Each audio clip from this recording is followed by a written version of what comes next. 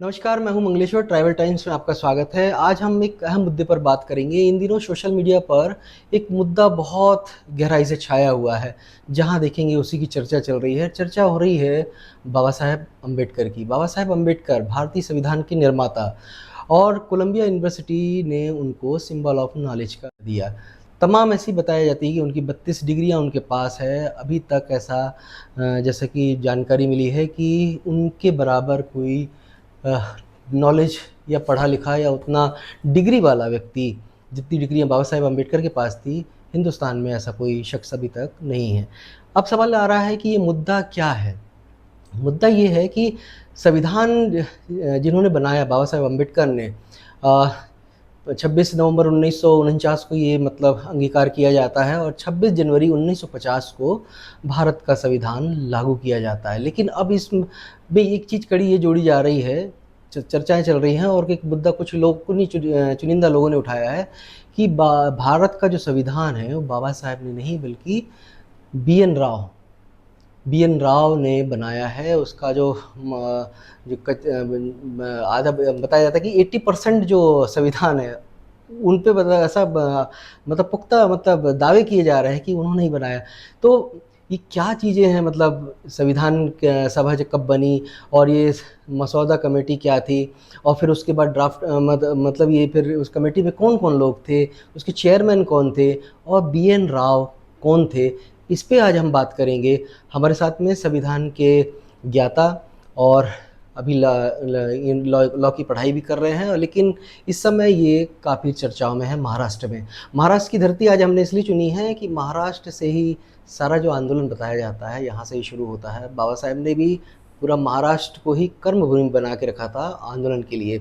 और ये इस संविधान के बारे में क्या है, बी.एन. राव और बाबा साहेब अम्बेडकर के बारे में जो बात की जा रही है, आज हम इन्हीं से चर्चा करेंगे। तो हमारे साथ में है विनोद खोब्रागड़े जी।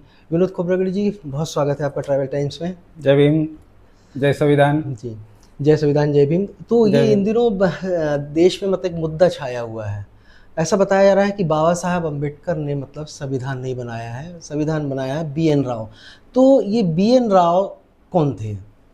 सर, सबसे पहले मैं पूरे देश को बताना चाहता हूँ, जो सिंबल ऑफ नॉलेज कायदे पंडित जो डॉक्टर बी आर अम्बेडकर साहब, इन्होंने जो 2 साल 11 महीने 17 दिन और रात दिन मेहनत करके जो ये भारत को संविधान दिया है, जिस संविधान के बदौलत आज पूरा देश एक संघ है, पूरा राष्ट्र एक संघ है। अपन चाहते देखते हैं कि आज एक आधी घर में शादी होने के बाद 2 या 4 महीने में वो विभक्त हो जाते हैं, लेकिन ये भारत का संविधान ऐसा देश है कि जहाँ 6,000 जाति से ज़्यादा लोग, कई सारे धर्म के लोग आज 75 साल से इकट्ठा है, और इसका श्रेय सिर्फ भारत के संविधान को जाता है। ये भारत का संविधान जो 9 दिसंबर 1946 को जो बनाया गया, संविधान सभा की पहली बैठक, संविधान सभा की पहली बैठक हुई, और ये बैठक में ये मसौदा समिति के चेयरमैन डॉक्टर बाबा साहब अम्बेडकर थे। ये 31/7/1947 को संविधान तैयार हो गया, यानी 2 साल 11 महीने 17 दिन लगे।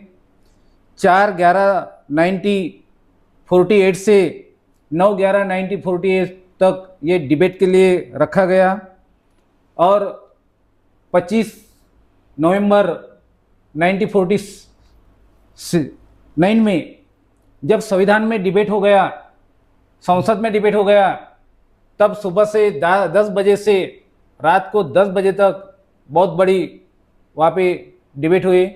कई सारे जो जाने माने हस्ती थे, उन्होंने वो भाषण दिए, और ये पूरा भाषण में जो 89 जो सदस्य थे, उन्होंने पूरा वो संविधान की स्तुति की, और ये पूरा श्रेय डॉक्टर बाबा साहब अम्बेडकर को दिया, जो आप ये देख सकते हैं जो संविधान सभेतील भाषण, चर्चा व इशारा डॉक्टर बाबासाहेब आंबेडकर यांचे जो प्राचार्य खांडरे साहब ने ये जो किताब प्रसिद्ध किया, और इन्होंने ऑलरेडी पूरे भारत के जो शासन ने, महाराष्ट्र शासन ने जो किताब प्रसिद्ध किया, उनमें जो संविधान सभा में जो 7 मेंबर थे, एक Shri Alladi Krishnaswami Ayyar, Shri N Gopalaswami Ayyangar, Shriman doctor B R. Ambedkar, Shri K M. Munshi,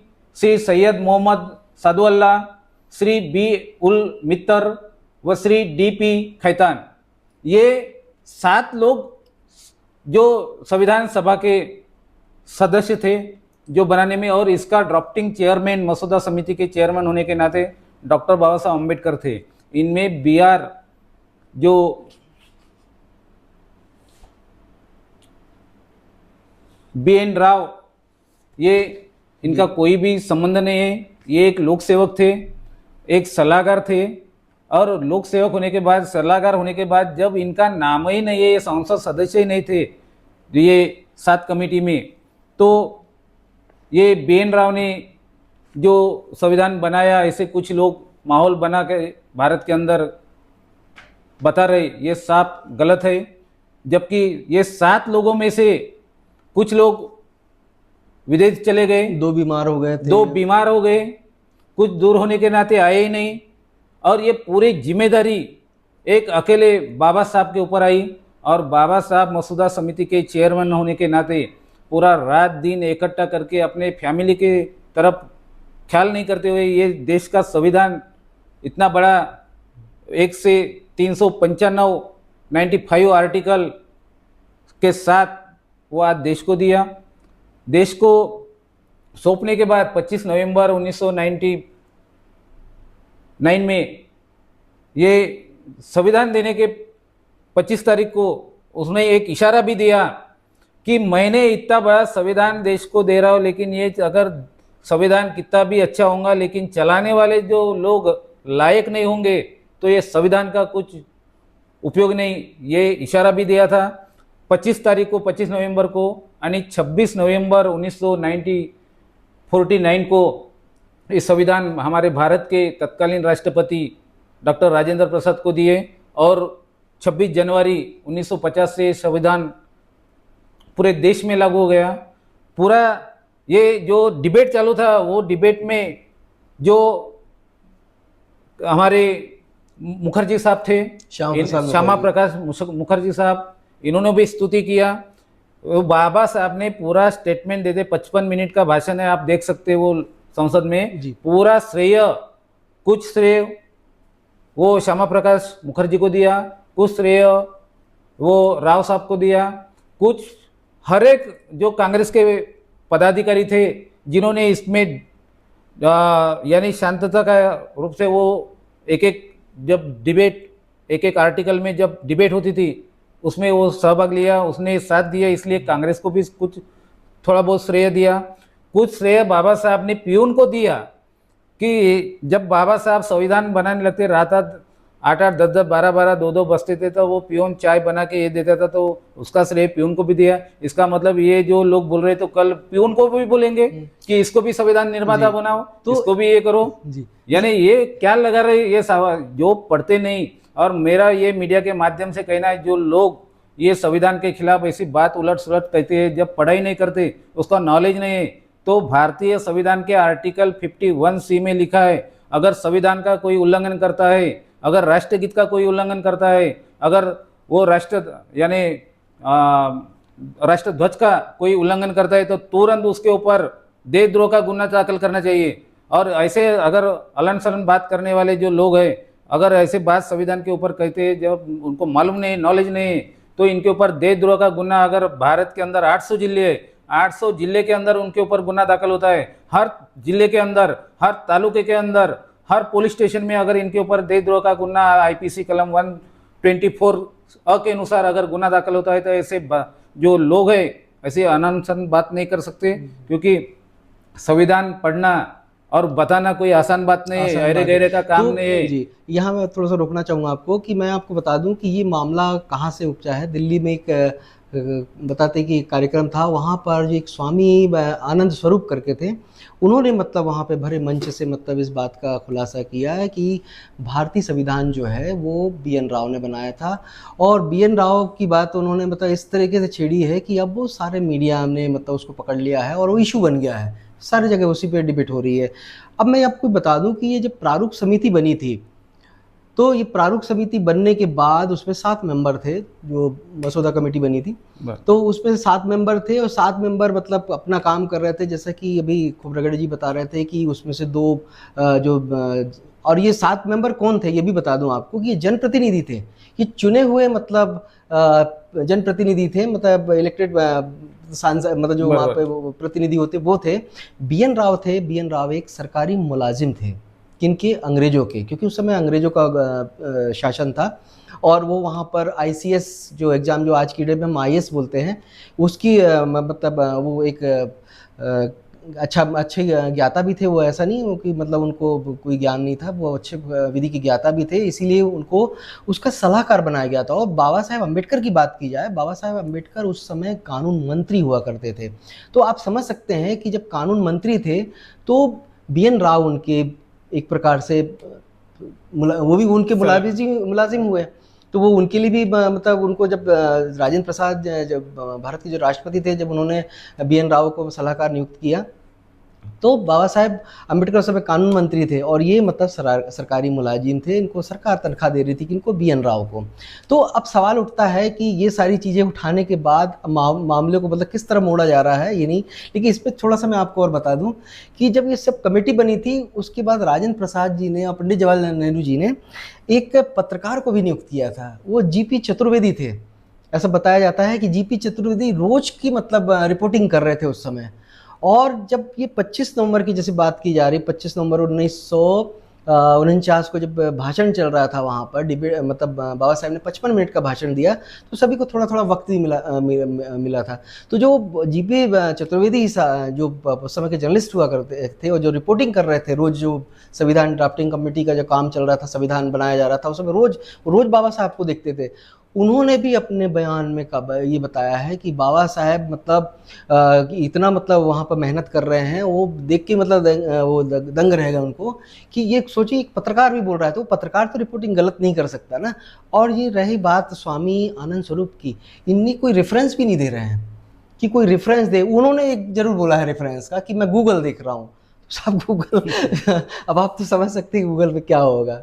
तो सवाल गूगल का नहीं है, शासकीय दस्तावेज अभी भी मौजूद है, सरकार ने छापे हैं भाई, उसको पढ़िए आप। बाबा साहेब का जो पूरे एक शायद उस समय जब आर्टिकल जो होते थे, सारा एक लिखित में, डिबेट जो भी थी सब लिखित में है, उसको झुटला नहीं सकता है। तो सवाल साहब ये आ रहा है कि जब ये सारी चीजें हो रही, तो अब बी.एन. राव को एकदम आगे कर दिया गया है। पहले मैं आपको बता दूं कि कुछ समय पहले एक रायजादा साहब थे, जो कैलियोग्राफर थे, भारत के मशहूर कैलियोग्राफर थे। तो लोगों ने ये हवा उड़ा दी कि भारतीय संविधान रायजादा साहब ने लिखा, जो कि बिहार से मतलब आते थे। तो अब रायजादा साहब को भूल के अब बी.एन. राव साहब को आगे कर दिया। तो भाई ये बी.एन. राव साहब कौन है, लोगों को ये थोड़ा मालूम होना चाहिए। तो थोड़ा सा साहब हमको बी.एन. राव साहब के बारे में थोड़ा सा और बताइए, ताकि हमारे दर्शक जानना चाहेंगे कि आखिर बी.एन. राव क्या थे। सर देखिए, जब भारत को स्वतंत्र देने की बात आई थी, और जब स्वतंत्र देने के बाद आप देश कैसा चलाएंगे, जब अंग्रेजों ने पूछा, तो इसके लिए संविधान होना जरूरी है। तो हमारे तत्कालीन पंडित जवाहरलाल नेहरू, इन्होंने अंग्रेज के यहाँ गए और उनको रिक्वेस्ट किया भारत का संविधान बनाने के लिए। तब वहाँ का प्रधानमंत्री ने बोला कि तुम्हारे देश में इतना बड़ा क्वालिफाइड आज डॉक्टर बी.आर. अम्बेडकर साहब रहने के बाद तुम इधर आए कैसे, जाओ उनके तरफ और आप रिक्वेस्ट करो। जब ये बात महात्मा गांधी जी को मालूम गिरी और पंडित नेहरू ने दोनों को बात इकट्ठा यानी सलामत करके बाबा साहब को ये संविधान सभा में लाने के और संविधान बनाने के लिए रिक्वेस्ट किए।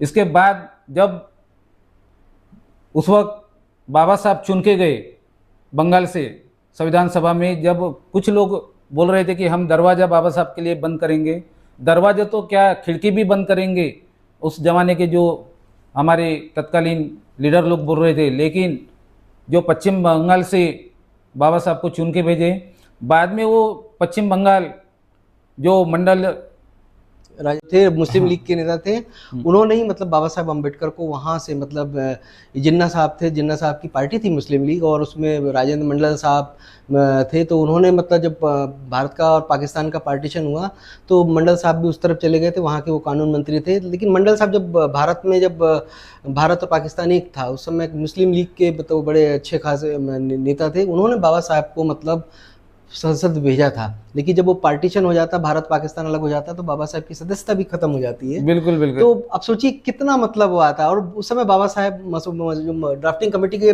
चेयरमैन भी रहते, चेयरमैन। तो उनको मतलब लाना भी था, मजबूरी थी, मतलब सोचिए उस समय देखिए, हमारे नेताओं की। तो जब वो यानी पाकिस्तान में चला गया, बाबा साहब की वो जो संसद भवन में विधान यानी संविधान सभा में जो पद था, वहाँ जाने से खत्म हो गया। खत्म हो गए। फिर ये कांग्रेस वाले और बेचैन हो गए कि अभी बाबा साहब को क्या करने का, तो मुंबई से उनका जो एक कांग्रेस का जो लीडर था उनको राजीनामा देने को लगाए और उसकी जगह बाबा साहब को चुन के लाए, और फिर बाबा साहब ये संविधान सभा में पहुंच गए। बाबा साहब ऐसे वैसे पहुंचे नहीं, बहुत संघर्ष करना पड़ा।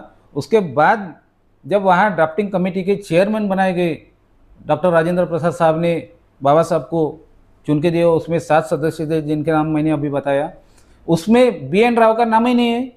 और BN राव ये लोक सेवक थे। BN राव, बात सही है कि BN राव वो कमेटी में वही रह सकता था कि जो जनप्रतिनिधि हो, चुना हुआ जनप्रतिनिधि। BN राव तो सरकारी मुलाजिम थे ना, ICS थे, तो वो कैसे रह सकते कमेटी में? उनको तो सलाहकार बनाया था कि भाई वो आप सलाह जो मसौदा। और देखिए बाबा साहब की इतना बड़कपन, बोलिए इनका बड़ा हृदय, कि बाबा साहब जिस समय 25 नवंबर 1949 को जब संसद में भाषण देते, 55 मिनट का भाषण है, उसमें बकायदा वो सभी, एक ऐसा नहीं कि किसी एक व्यक्ति को पूरा बेटा जी आप खुद ले रहे हैं, उन्होंने कि भाई इतना मेरे बारे में बोला जा रहा है, लेकिन मैं उनका शुक्रिया अदा करना चाहता हूँ, उनको भी इसमें, क्योंकि उनका भी सहयोग है। BN राव के बारे में वो बोलते हैं कि BN राव का भी इसमें बहुत बड़ा योगदान है, इस मसौदा मतलब जो ड्राफ्टिंग बन रही थी, कि इसमें अंश बोला है कि आंशिक सहयोग है ना, आंशिक सहयोग था उनका। तो अब आंशिक का समझ सकते हैं कि आंशिक सहयोग था, और कच्चा मतलब कच्चा मसौदा तैयार करने में। अब लोगों को ये समझना चाहिए कि भाई वो कच्चा मसौदा और आंशिक क्या था योगदान। बाबा साहब ने एक जो कर्मचारी, छोटा सा भी कर्मचारी था जो, और जितने भी कर्मचारी बोल लीजिए या मसौदा कमेटी और उसके अलावा भी जो लोग थे, सबका धन्यवाद अदा किया। शायद आज की डेट में इतना बड़ा धन्यवाद कोई दे नहीं सकता था। उसके बावजूद भी जब बाकी के मेंबर जब बोलना शुरू किए, तो उन्होंने बाबा साहब की तारीफ ही की, चाहे भारत के राष्ट्रपति राजेंद्र प्रसाद हों या फिर मेंबर्स हों जो उसके उनके, सारों ने तारीफ करी। तो इतना बड़ा हृदय तो मेरे ख्याल से आज तक अपन ने किसी का देखा नहीं है। बिल्कुल सही बात है सर। जब 25 नवंबर 1949 को जब बाबा साहब ने 55 मिनट में भाषण दिया, उस भाषण में जो संविधान सभा में जो सलाहकार थे BN राव साहब, इन्होंने जो कच्चा मसौदा तैयार किया था उनका भी शुक्र अदा किया है। कुछ श्रेय उनको भी दिया है, कुछ श्रेय जो श्री N मुखर्जी साहब थे, श्यामा प्रकाश मुखर्जी साहब, जो कुछ गुंता वहाँ पे हुआ था, उनका गुंता छुड़ाने में वो भी सफल रहे, इसलिए कुछ श्रेय उनको भी दिया। कांग्रेस पक्ष ने जो पूरा शिस्त और अनुपालन किया, मदद किया, हर एक आर्टिकल में जब डिबेट होता था उसमें वो सहयोग देते थे, इसलिए बाबा साहब ने वो भाषण में कांग्रेस पक्ष के उनको भी कुछ श्रेय दिया। कुछ श्रेय डॉक्टर देशमुख, श्री सिद्धवी, डॉक्टर प्राध्यापक सक्सेना, प्राध्यापक डॉक्टर ठाकुरदास मार्गव, KT शाह, श्री कुंजरू, इन्होंने जो कुछ मुद्दे उपस्थित किए डिबेट में, तो उनको भी बाबा साहब ने श्रेय दिया।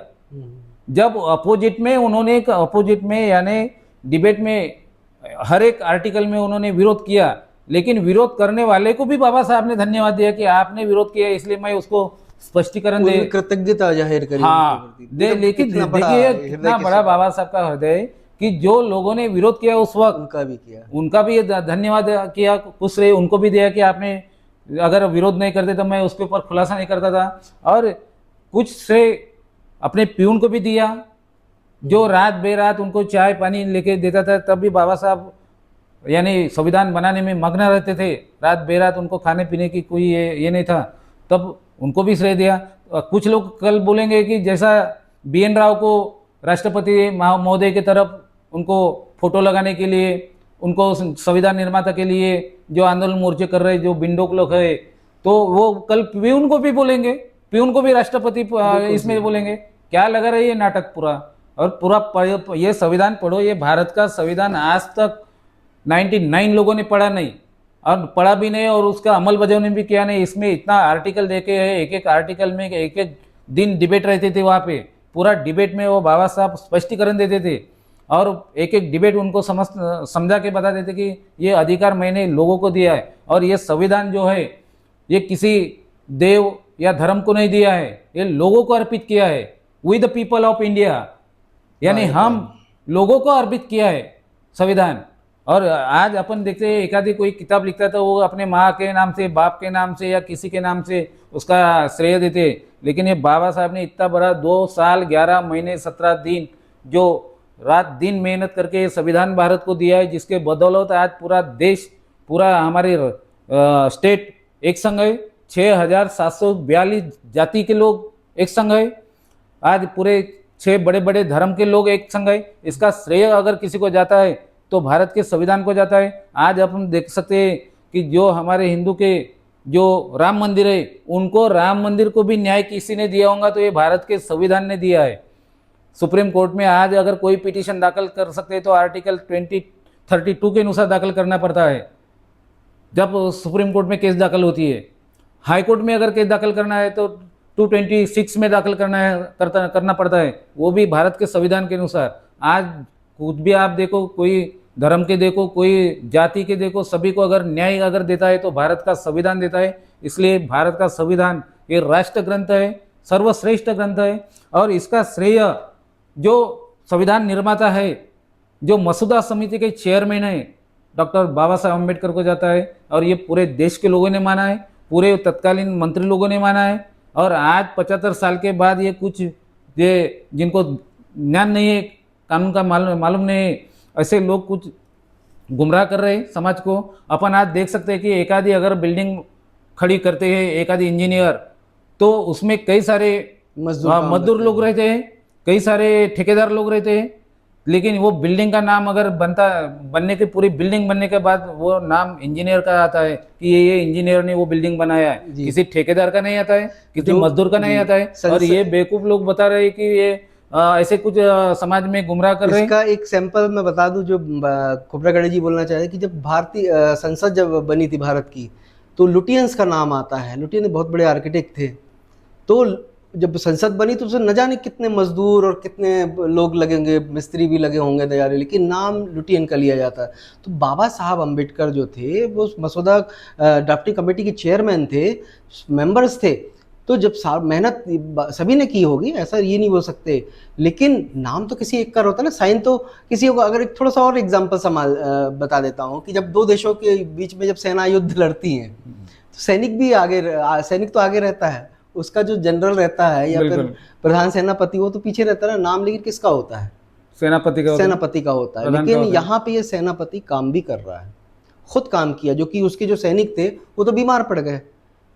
7 मेंबर जो थे, 7 में से बाबा साहब 7वें नंबर पे थे, बराबर। जो आप देखेंगे 7 मेंबर में 7वें नंबर पे बाबा साहब का नाम है, वो चेयरमैन है। बाकी जो 2 हैं, 2 बीमार हो जाते, 2 विदेश चले जाते, वो आते ही नहीं है, और एक रहते तो उनको तो फुर्सत ही नहीं मिलती है। और इस बीच जब बाबा साहब के ऊपर इतना दबाव आता है बनाने के लिए, अब सोचिए कैसे बनाते। और यही कारण था उनके बीमार होने का। बीमार तो थे ही वो बनाने के बाद, क्योंकि रात दिन में उनको जाग के, मतलब वो सारा, जैसे बता रहे कि BN राव ने कुछ कच्चा मसौदा तैयार किया था, उसमें भी उन्होंने कई चीज़ें मतलब ऐसी थी ली और कई चीज़ें हटाई हैं जो कि कोई काम की नहीं थी। ये नहीं बोल रहे कि बाबा साहब, इसीलिए उनका भी जिक्र कर रहे हैं कि उनका भी इसमें मतलब योगदान है आंशिक रूप से, कच्चा मसौदा तैयार करने में। लेकिन लोग बताओ उस चीज को मतलब किस तरीके से ले रहे हैं। तो साहब थोड़ा सा पढ़ लेते उसको। बाबा साहब पूरा लिखा हुआ है, पूरा लिखित में है, और ये सरकार ने छापा है। वो जो बुकें हैं आपको मिल जाएंगी आराम से, पढ़िए उसको। ये क्या गूगल के उसमें बैठ जाते हैं? अरे गूगल में तो आप कुछ भी डाल दोगे आ जाएगा। गूगल पे तो आधी से जानकारी, ठीक है, लोगों को वो जानकारी मिलती है, लेकिन ये ऐसी जानकारियाँ वो लेके अगर वो वहाँ पे मंच से बोल रहे हैं तो साहब ये तो आज का, अगर वो इसमें एक चीज़ और वो बोल रहे हैं कि बाबा साहब अम्बेडकर सभी के नेता नहीं हैं, वो सिर्फ महार जाति के नेता है। तो ये उस स्वामी जी को सोचना चाहिए कि साहब बाबा साहब अगर सिर्फ महारों के बारे में सोचे होते ना, तो फिर बाबा साहब अपने सारे वो लोगों को लेके बाहर ही चले गए होते, नहीं रहते यहाँ पे। बहुत ऑफर थे उनको, लेकिन उन्होंने भी यहाँ रह के बुद्ध धम्म ही स्वीकार किया, क्योंकि बुद्ध धम्म सबसे पहला धम्म भारत का है। तो इतनी सारी चीज़ें हो रही, तो बड़ी हंसी आती है इन सब चीज़ों को देख के कि किस तरीके की मतलब ये लोग बात कर रहे हैं और क्या नॉलेज दे रहे हैं कि बाबा साहब मतलब महारों के बारे में सोच रहे हैं। अगर बाबा साहब महारों के बारे में सोचने लगते हैं तो वो तो ठीक है, उसका उनका उनकी मतलब जन्म ही उस जाति में होता है। जब से सबसे ज़्यादा शोषित समाज वही था, महार समाज जो झेल रहा था, तभी तो उनके अंदर से पीड़ा लगी ना कि मेरा समाज इतना वो है। लेकिन समाज से मतलब महार कम्युनिटी नहीं, वो सारी शोषित लोग जिनको मतलब तरीके से मतलब सताया जा रहा है, चाहे वो मंदिरों में जाने से हो गया, पानी पीने से रोकने का हो गया, न जाने तरह तरह की बातें मतलब देखी जा रही है। अब एक छोटी सी और मैं आपको थोड़ा सा साहब बताना चाहूँगा, आप तो मेरे से ज़्यादा आपको नॉलेज है, कि इसमें एक चीज़ मैंने और पढ़ी कि अगर बी.एन. राव को ये बोल रहे हैं कि साहब बी.एन. राव ने संविधान लिखा, तो फिर जब हिंदू कोड बिल की बात आ रही थी तो फिर बाबा साहब के पुतले क्यों जलाए गए, बाबा साहब की शव यात्रा क्यों निकाली गई जिंदे में उनकी वहाँ, और कौन, एक कृपाणी महाराज जो समय मेंबर थे, चुन के आए थे जनपद, और ये हिंदू महासभा के थे, ये बाबा साहब के पुतले जलाते हैं। तो फिर बी.एन. राव के क्यों नहीं जलाए? जब संविधान उन्होंने बनाया तो बी.एन. राव के जलाना चाहिए था। कितना बेवकूफ़ बनाएंगे सर। कैसे हमारे भारत के प्रधानमंत्री श्री नरेंद्र साहब मोदी, इनके कई सारे भाषण डॉक्टर बाबा साहब अम्बेडकर के जयंती के ऊपर उन्होंने दिया है, और उन्होंने बोला है लोग देखते नहीं होंगे वो बात अलग है, हम कोई भी भाषण ध्यान लगा के मन लगा के देखते हैं। तो ये जो ऐसे अनसन बात करने वाले लोग देखना चाहिए कि भारत के प्रधानमंत्री माननीय नरेंद्र मोदी साहब ने भी बोला है कि ये संविधान हमारे देश का नहीं, पूरे देश में एक नंबर का संविधान है, पूरे विश्व का, पूरे विश्व का एक नंबर का है। बाबा साहब को बचपन से लेके आखिर तक हिंदू लोगों ने कितना तकलीफ दिया, तो भी बाबा साहब ने उनके बारे में ये संविधान में कहीं भी एक अक्षर सुधा उसके विरोध में लिखा नहीं।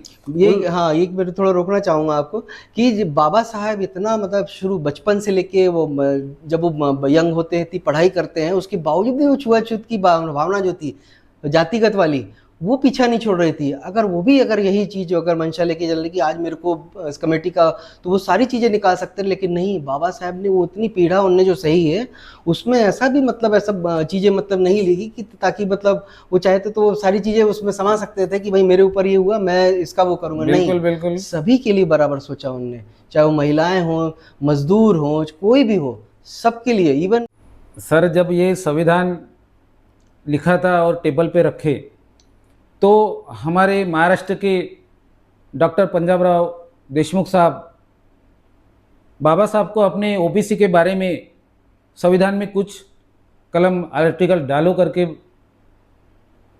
बताने गए, तब बाबा साहब ने ये संविधान वहाँ पे टेबल पे रखा और हमारे डॉक्टर पंजाबराव देशमुख साहब को बोले कि आप थोड़ा पढ़ो, मैं थोड़ा आता जाके बाहर गए, वो पढ़ने लगा।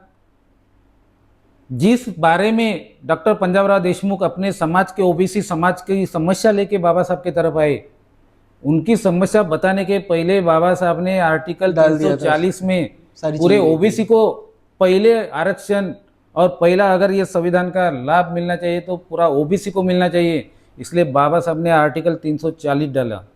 उसके बाद 341 पे 342 ये एससी को डाला है और 342 ये एसटी को दिया है, जिन्होंने मांग भी नहीं किए थे, फिर भी बाबा साहब ने उनको दे दिया। इतना बड़ा धैर्य, जब हिंदू समाज ने उनको इतना बड़ा तकलीफ दिया, बचपन में पानी पीने नहीं दिया, स्कूल के बाहर बैठने लगाया, इतना बड़ा द सिंबल ऑफ नॉलेज बनने के बाद, इंग्लैंड से पदवी लेके आने के बाद, बैरिस्टर की पदवी लेके आने के बाद वो बड़ौदा में नौकरी जब गए वो सेक्रेटरी की करके, तो वहाँ के फाइलें चपरासी ने फेंक भी के फाइल दूर फाइलें से फेंक के फेंके, दिए, पानी पानी तक नहीं नहीं दिया। देते थे उनको। फिर इतना बड़ा रहने के बाद भी बाबा साहब ने संविधान में इनके लोगों के लिए इतना बड़ा काम किया।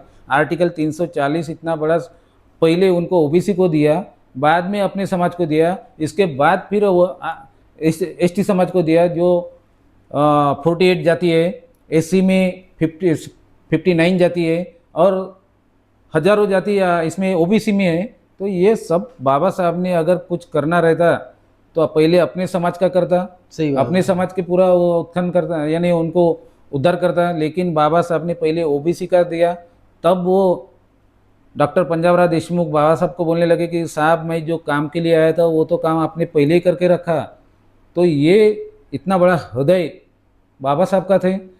और ये संविधान अगर बनाने में बाबा साहब का इतना टाइम वेस्ट नहीं होता था, तो बाबा साहब शुगर के पेशेंट थे, वो और 10 साल जी सकते थे आगे, लेकिन इन्होंने अपने बच्चे के ऊपर ख्याल नहीं रखा, अपने पूरे फैमिली के ऊपर, अपने तबीयत के ऊपर ख्याल नहीं रखा। लेकिन ये भारत का संविधान इतना बड़ा 2 साल 11 महीने 17 दिन बना के, ये जो संविधान ये आप देख सकते हैं, ये संविधान डॉक्टर राजेंद्र प्रसाद साहब जो राष्ट्रपति तत्कालीन, इनको सौंप दिया।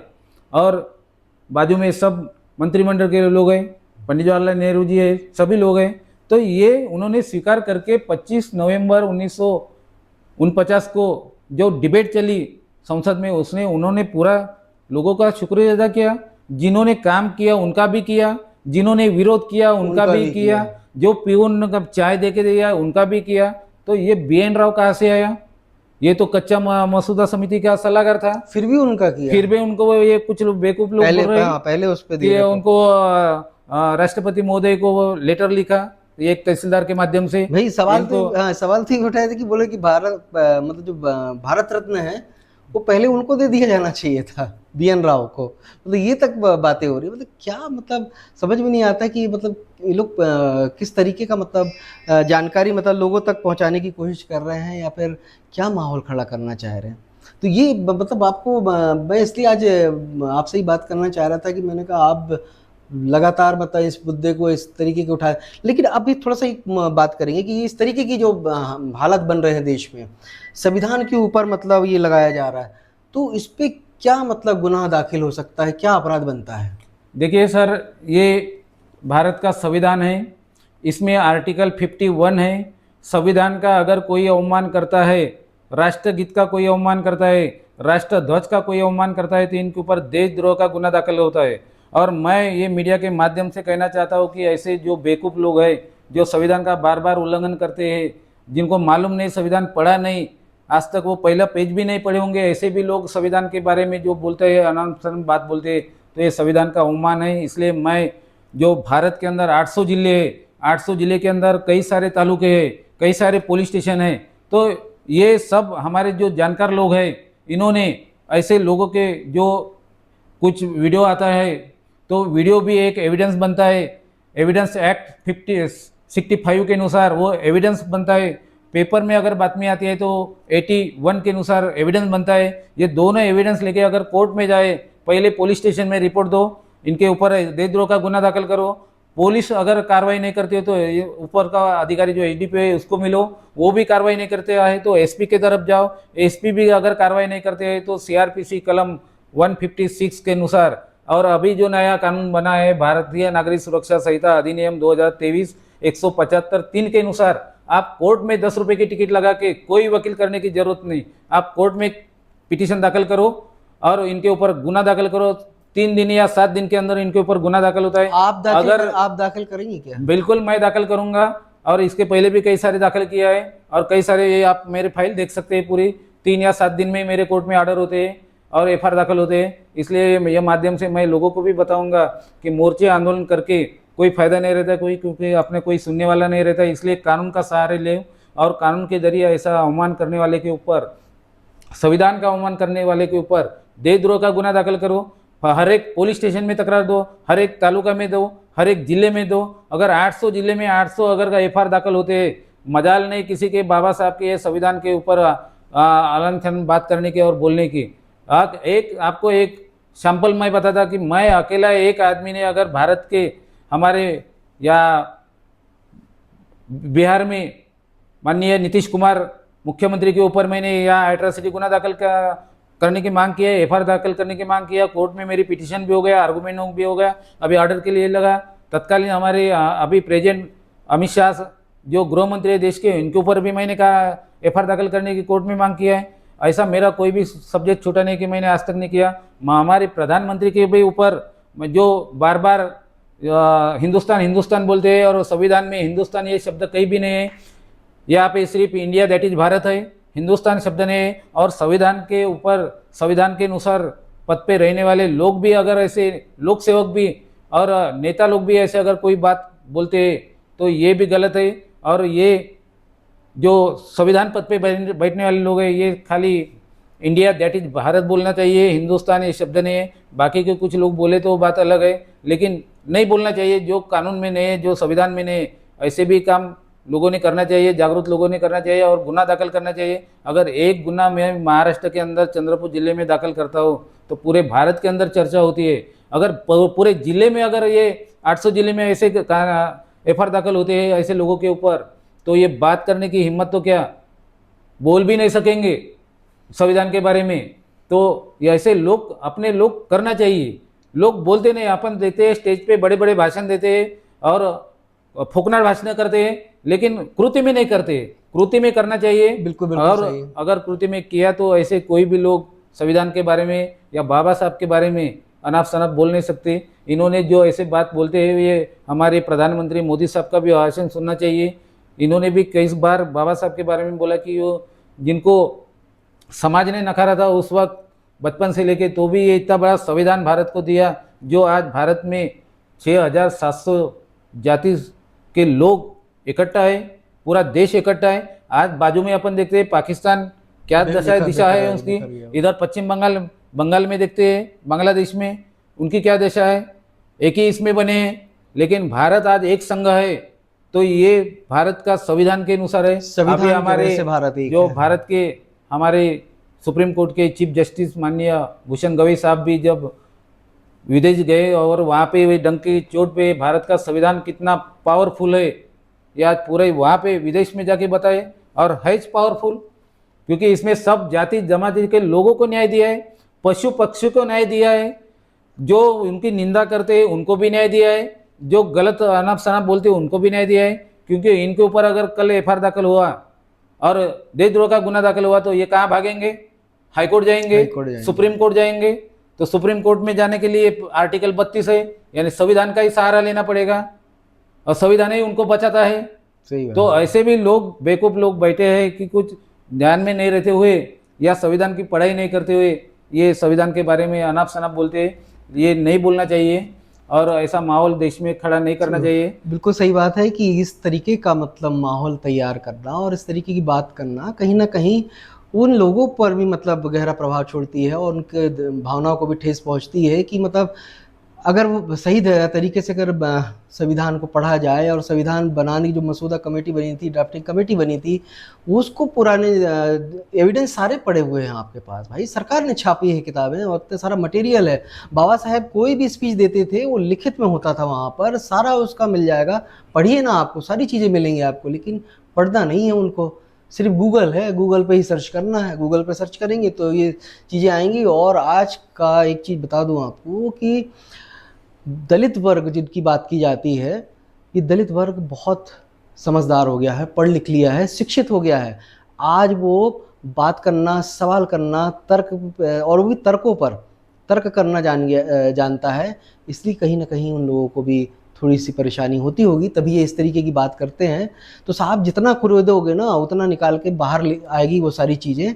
तो इस तरीके की बातें मतलब नहीं करना चाहिए कि मतलब जहाँ संविधान मतलब आपको एक सारे मतलब मौलिक अधिकार दे रहा है, इतना पावर दे रहा है, और उसके बाद आप संविधान की मतलब मंच पे मतलब अवहेलना कर रहे हैं और उसके बारे में बोल रहे हैं, उसके निर्माताओं के बारे में इस तरीके की बात कर रहे हैं। तो कहीं ना कहीं पहले आप अध्ययन करिए, उसके बाद में इस तरीके की बात करिए। क्योंकि आप जब वहाँ पे बात कर रहे हैं तो किसी भी चीज़ का रेफरेंस नहीं दे रहे हैं, कोड नहीं कर रहे हैं। और यहाँ पे हम जैसे खोबरागढ़ी जी से बात कर रहे हैं, खोबरागढ़ी जी सारा रेफरेंस दे के बात कर रहे हैं। तो आज कोई भी अगर डिबेट वाली बात होगी तो वो कर सकते हैं इनसे, ये बकायदा उसके लिए भी तैयार है। लेकिन सवाल उठता है कि कोई भी बगैर रेफरेंस की बात करना उचित नहीं है। तो ये छोटी सी पेशकश थी। सर मैं एक सेकंड और लेना चाहता हूँ। जी जो एक मध्य प्रदेश में ग्वालियर में एक बाबा साहब के पुतळे की बात, कई सारे अभी मैं वीडियो भी देखा, कई सारे इसमें चर्चा चालू है। जब वो सुप्रीम कोर्ट में, देश के सबसे बड़े सुप्रीम कोर्ट में अगर बाबा साहब के पुतला तत्कालीन हमारे चीफ जस्टिस चंद्रचूड़ साहब लगा सकते हैं, 26 नवंबर 2023 को मतलब 23 वहाँ को पे लगती है, लगा सकते हैं और लगाया है, तो ये जो भारत के अंदर जितने भी हाई कोर्ट है, लोअर कोर्ट है, डिस्ट्रिक्ट कोर्ट है, उनमें लगना चाहिए, क्योंकि ये संविधान निर्माता है बाबा साहब। ऐसा कोई ये नहीं है जब तुम कोई देवी देवता का लगा सकते हैं वहाँ पे फोटो। मैं कई सारे हाई कोर्ट सुप्रीम कोर्ट में भी देख चुका हूँ, हमारे लोअर कोर्ट डिस्ट्रिक्ट कोर्ट में भी देख चुका हूँ, जहाँ नहीं लगना चाहिए देवी की मूर्ति की, फिर भी लगाते हैं। और ये बाबा साहब के जब सुप्रीम कोर्ट में आज इतना बड़ा पुतला बैठ सकता है और माननीय चीफ जस्टिस तत्कालीन चंद्रचूड़ साहब लगा सकते हैं, तो ये ग्वालियर में भी ये हाई कोर्ट के सामने बहुत बड़ा पुतला बाबा साहब का लगना चाहिए। और जो विरोध करते हैं, क्योंकि हाई कोर्ट सुप्रीम कोर्ट के जो जजमेंट है,